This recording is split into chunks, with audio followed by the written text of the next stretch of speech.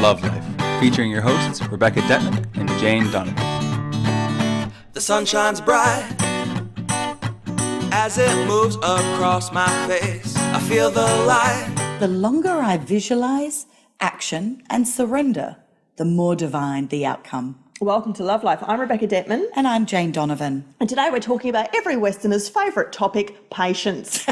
Only number 2 to meditation as being the most annoying thing that anyone ever wants to sit down and do. What, you mean I just have to wait for it? In a society where you have a headache, you pop a pill, the car's empty, you put in petrol, you're bored, you switch on the TV. Everything is so instant gratification in this society. It is designed to be like if you have to wait in line at the bank, you start making passive-aggressive noises like under your breath. And, you know, if you get to the car park and there's a wait to get in, it's like, you know, because life is so important, it's so busy. And when it's longer scale stuff or stuff that's really seemingly out of your control, like I want a baby, I can't get pregnant.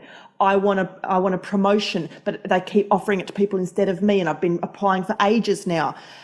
Those sorts of things are the territory we're really going to delve into today, from the small to the big levels of what it means to be patient in life.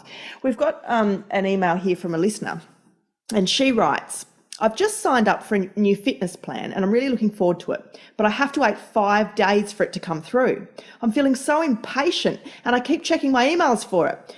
I had to have a little chat with myself and work through why I was feeling so agitated and impatient and realised that patience would be a great topic for the show one week.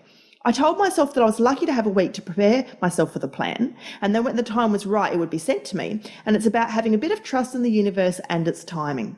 I'm sure there are so many other avenues that the topic could cover, like instant gratification, being patient in relationships, trying for a baby, etc. So we're all on the same page here, absolutely. It's a great email, isn't it? She sums it all up perfectly. And when I read it, I was like, oh my gosh, and we have never done a whole show on patience. And I think being Westerners and being in the world we live in and teaching what Jane and I are teaching, emotional, spiritual stuff, this is such a vital topic to devote half an hour to. And you'll see why by the end of the show. You might be thinking, patience, really? I already thought that. I'm the most impatient person in the world. I said, Beck, I can just talk about with empathy of how frustrating it is. What have they got to say about that, Jane? Look, I want to start though with we do live in a third dimensional world where we have a time-space reality.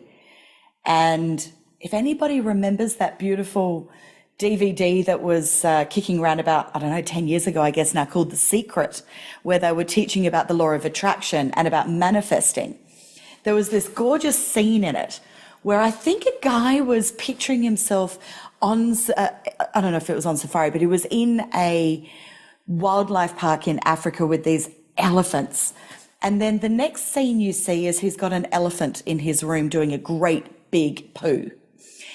And the point was to say, sometimes it's not good to have instant manifestation. And I thought, it is, that's so true.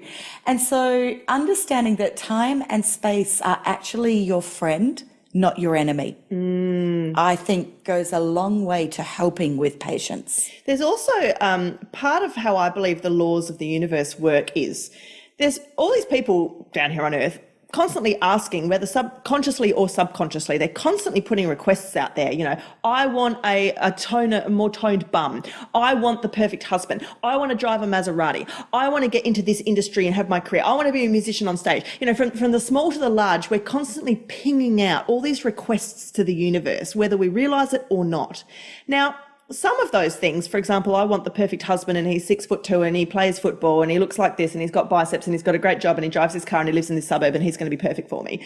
Some of those requests, it's not that you can't have them, but at times there's actually a point where the soul or you as the personality is not yet ready for them. And so the universe will begin to assist by, law of vibration, sending in that which you are attracting. But you will find if there's issues or problems or stumbling blocks or emotional blocks, that is where the work still needs to be done before you can fully manifest that elephant in your bedroom without any flaws or problems or large poos.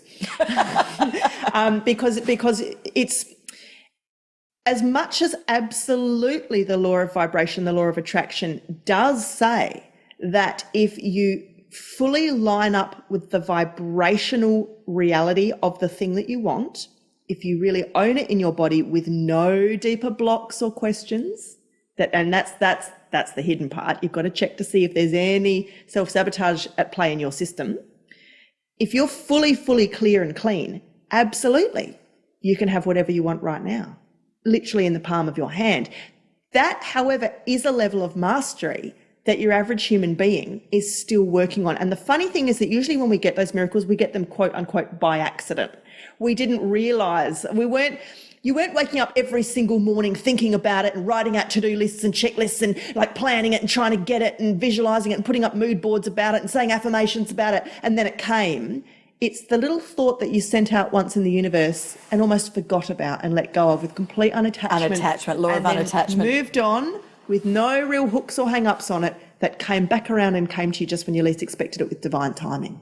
So in the case of this lady that's waiting for her exercise fitness program to arrive, she has attachment to it. She's got an attachment to the outcome. There's neediness. That's right. That's right. Which we all have with our desires. Neediness is so human. It is such a hard one to conquer. Well, we believe that whatever it is that we desire is going to make us feel better. Correct.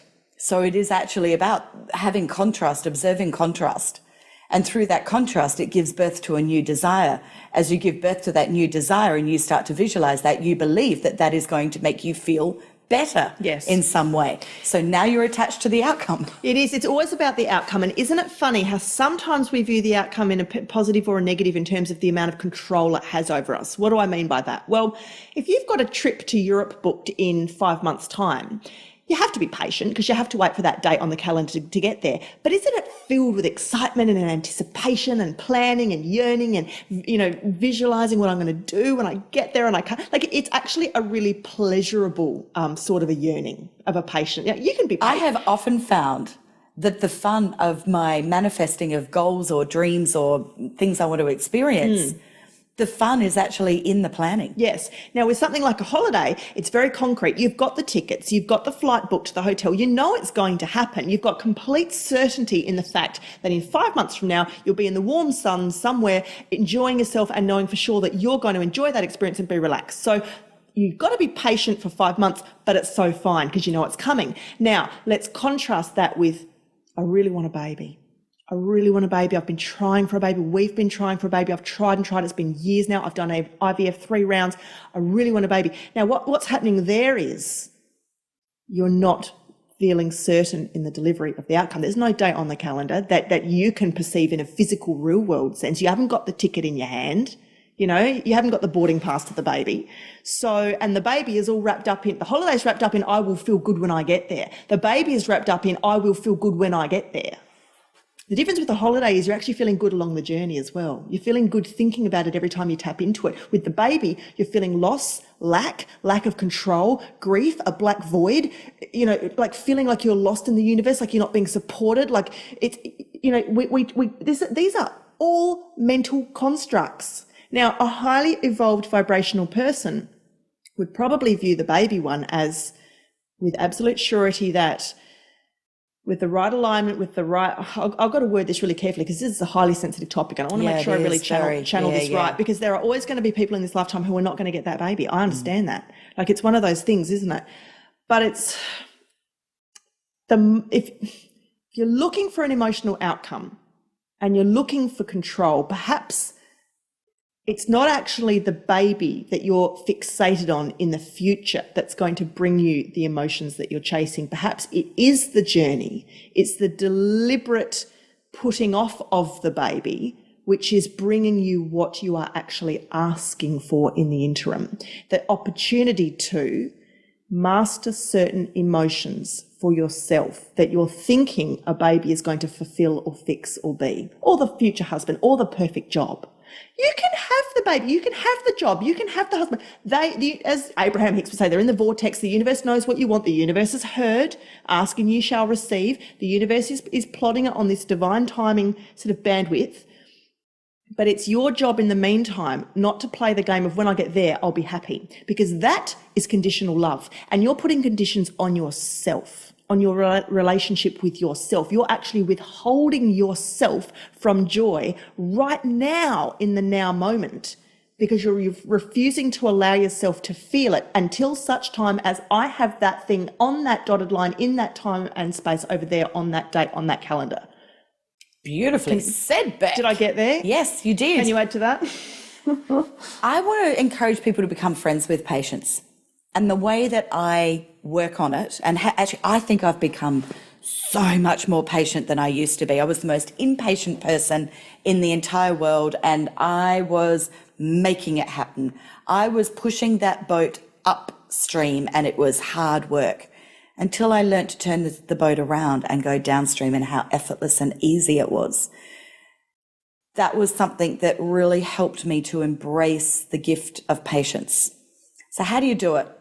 It's going to be a bit of going down memory lane, doing a bit of journaling, writing out times that you have manifested or experienced or achieved things that you were wanting, but it didn't come in your timeline. But when it did come, it was better than you thought. And that if it had happened on your timeline, on what you were desiring, you now know it was not going to be as good. It would have been good, but not great.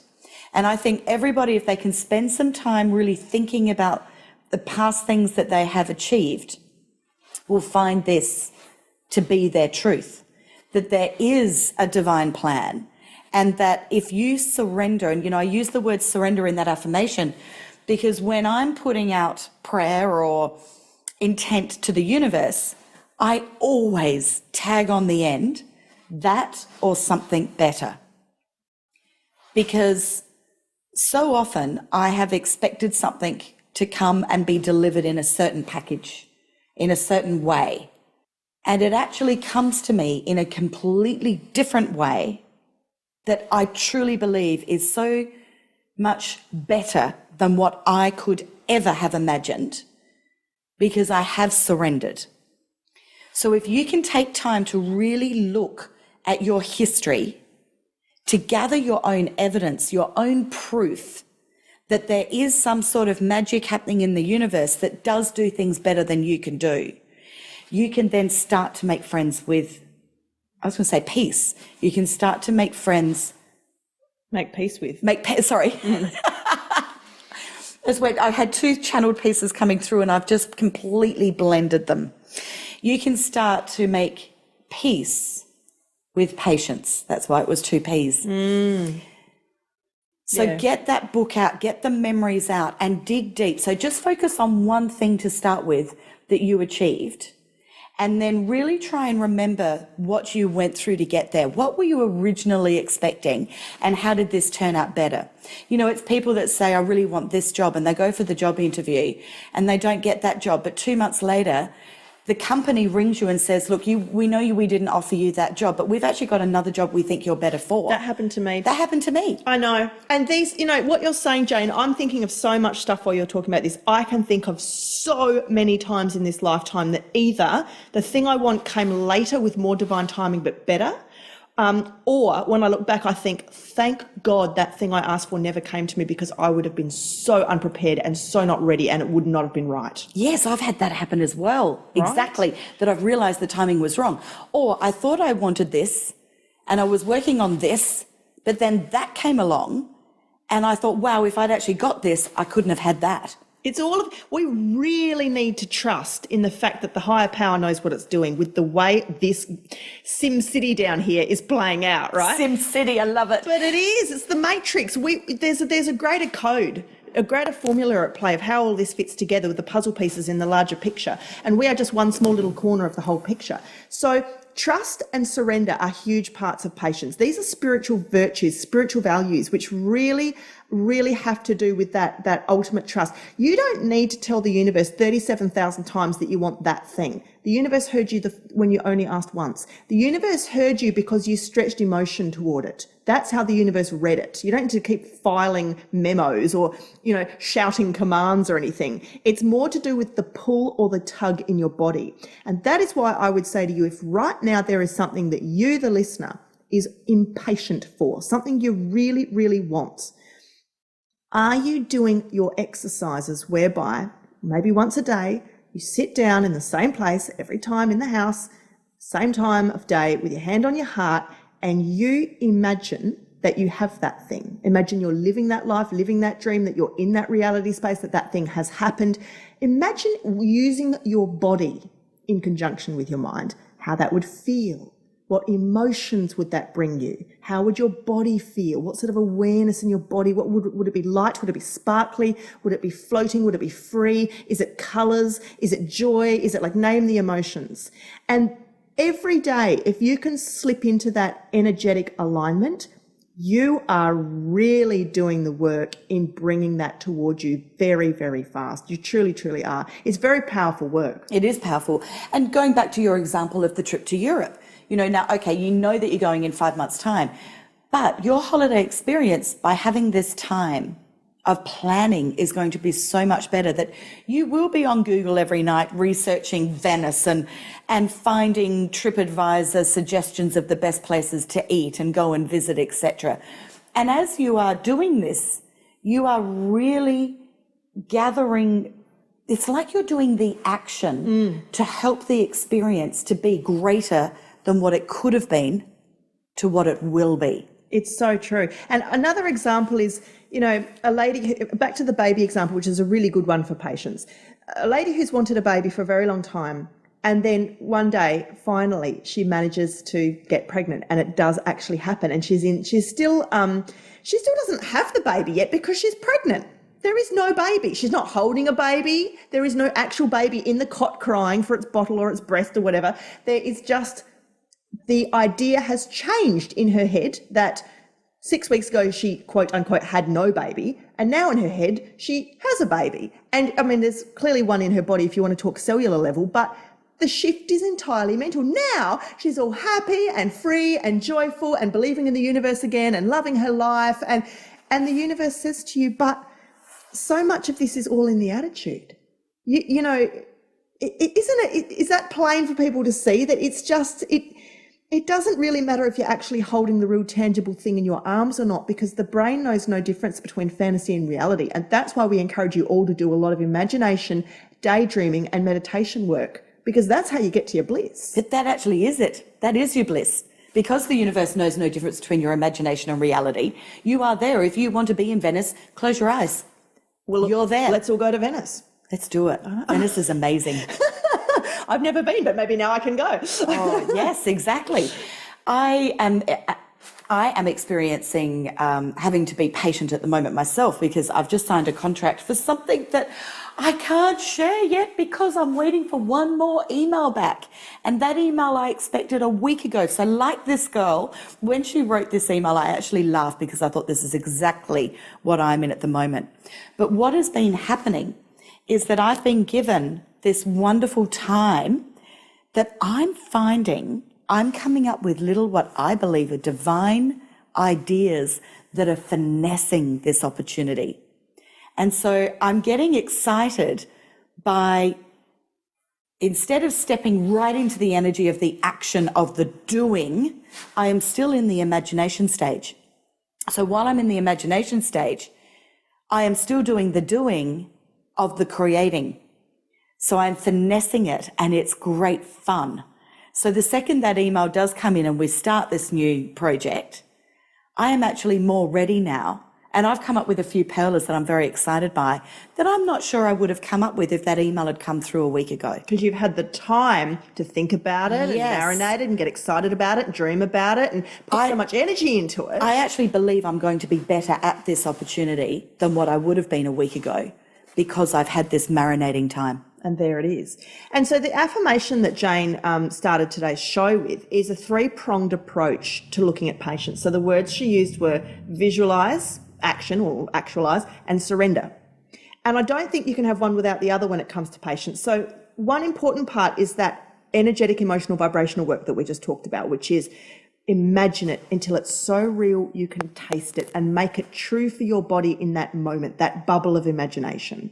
The second thing is, if you need to do something physically in real life, like call that person or put in that resume or go to that IVF clinic, you go and do it. you physically have to also take the steps to get you towards your goals. You know, you're not just going to sit there on a mountain and have it land in a cloud. And the third thing is surrender. You really have to let go. Take your hands off the steering wheel after you've done all that you can do. After you've visualized and you've actualized, then you sit back and trust is what comes next, which is this idea that you have to trust that the universe knows what it's doing. You have to trust and believe that the universe has heard you. You have to know that the universe knows what's best for you. And you really have to sink down into the deeper soul knowing and trusting that it is coming and the universe will deliver it to you in the way that is best for you at the right time for you in the way that is right for you.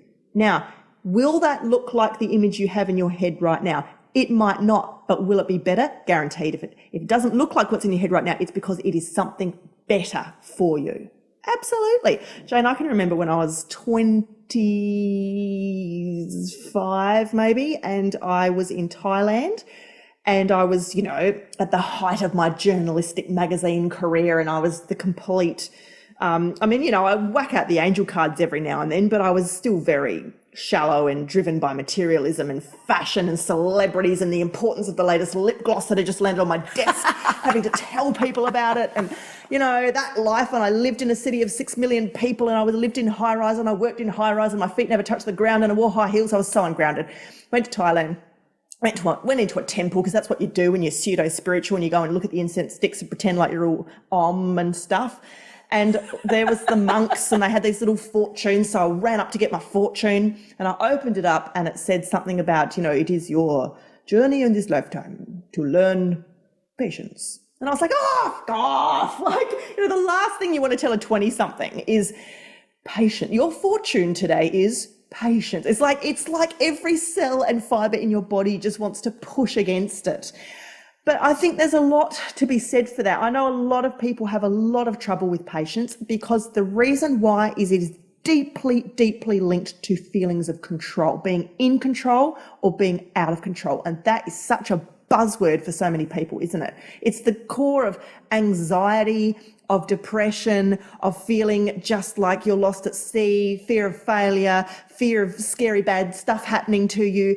It's all about control. And patience is one of the biggest spiritual lessons and gifts you can be given in this lifetime, because the universe is asking you to just let go and trust. And there's so many parables and stories like in the Bible about this, where, you know, like, I don't know, God asked so-and-so to trust him and so-and-so couldn't or didn't, or God would put tests down to see how much they believed in the faith. You know, that those very, very ancient parables, this idea that you really have to trust the universe.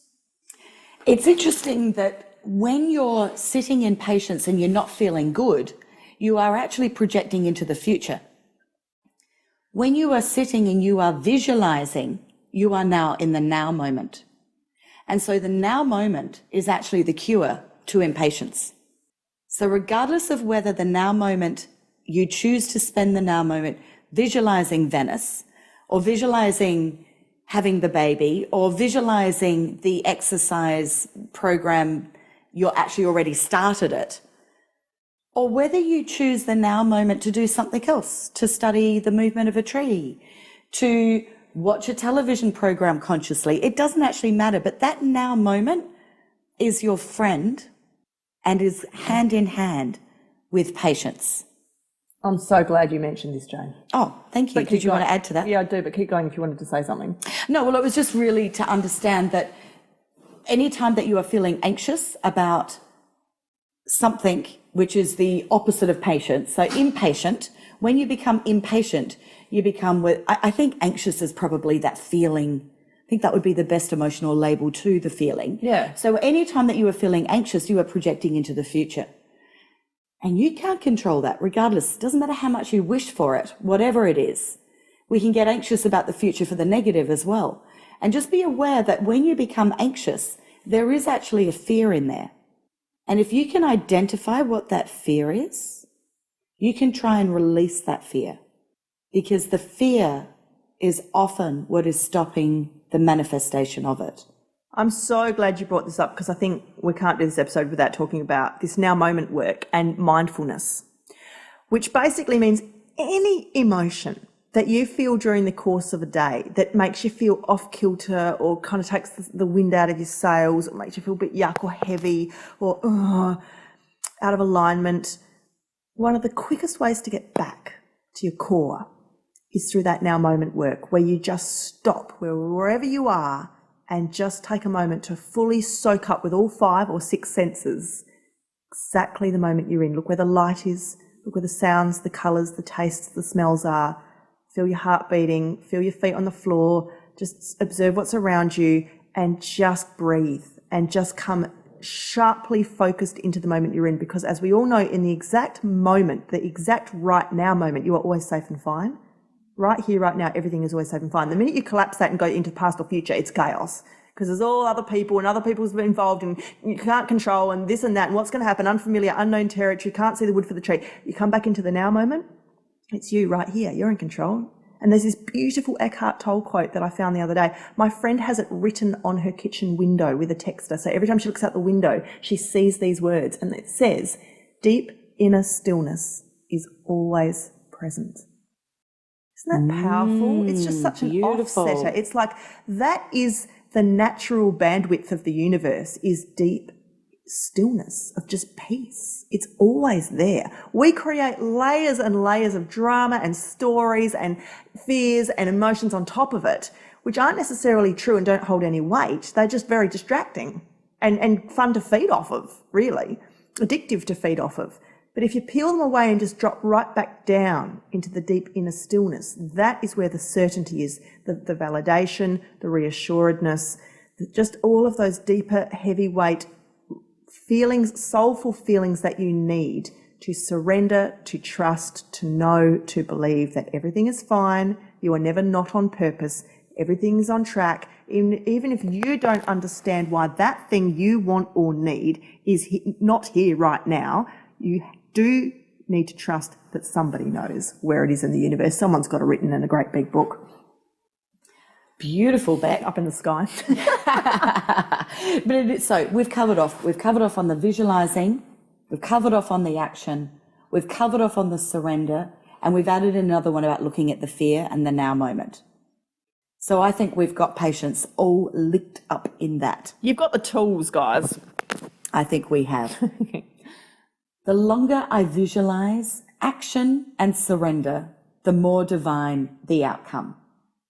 So we hope that you have a good time this week working on that patience, anything in life that's making you feel impatient, breathing into the anxiety, breathing into the need to know, the need to control, the need to have now, and just releasing and relaxing some of that for yourselves. And we hope that, of course, you enjoy listening. And if you need any other shows on any other topics that we explore half an hour on so many different themes, you just jump on our website, lovelifeshow.com, and put in the search bar whichever word you want, and you should be able to find it there in the files and the I've got archives. to say, that's actually really good. I use that a lot when I'm coaching clients. I do too. And I'm going, well, here's what you need to work on this bit here. And then instead of wasting time for me going into half an hour explaining it, just listen to that episode. So I'm Googling and sending the link through. That search button's very good. Thank you to Luke Skywalker, our IT guy. I know, he did. He's set it up He does very a great well. job. He looks after all our IT stuff so well. And if you get any value out of the show, we just ask that you give value back. So even if it's just $1 a month or whatever amount feels right to you, you just pay what you want. But that's another way that you can support us. Oh, we've got the little donate button. Yeah, on our website. So Which somebody did 444. How gorgeous is that? What was not it? that much. I wish, but they did do 111. Oh, no, I knew it was a number, but I was thinking... But sometimes we do get like $4.44 or Yeah, that's what or I'm thinking. 111. Yeah, we do. Yeah, I think that's absolutely... I wasn't saying 444. No, but I'm just saying that I love how people... That's just so beautiful. I just think that's so cute when people use a number as a donation. Yeah. It's just like give, receive the universe. It's all going out there, all the love. The It's so listeners, beautiful. you guys have had a little bit of fun with throwing the angel numbers back at us. Yes. Which is what is so and funny. we have a little laugh at it. It's Yeah, gorgeous. lovely, yeah, beautiful. It's beautiful. So thank you again for all of your support. We really, really appreciate it, and it keeps us here giving back to you. And until this time next week, have fun breathing into your now moment, feeling that control in yourself, your deep inner stillness, and enjoy what is to come. Life is perfect, I'm not trying, it's just happening.